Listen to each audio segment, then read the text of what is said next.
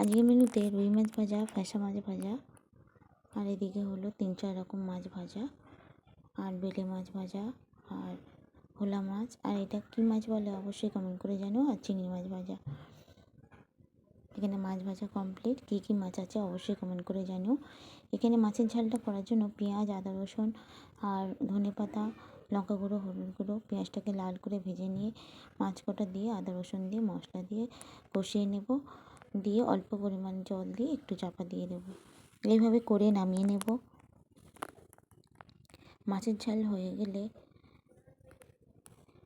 মাছের ঝাল কমপ্লিট। এদিকে ডাঁটা ভেজে আলু জিরে ফোড়ন দিয়ে ও জিরে গুঁড়ো দিয়ে একটু ঝোল বসিয়ে দিয়েছি, আর রুই মাছ কটা ঝোলে দিয়ে দেবো। ততক্ষণ মাছের ঝোলটা ফুটতে থাকুক।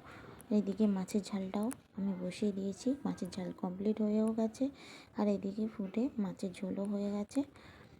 দুদিকে বসিয়ে দিয়েছিলাম, দুটো রান্নাই আমার কমপ্লিট হয়ে গেছে।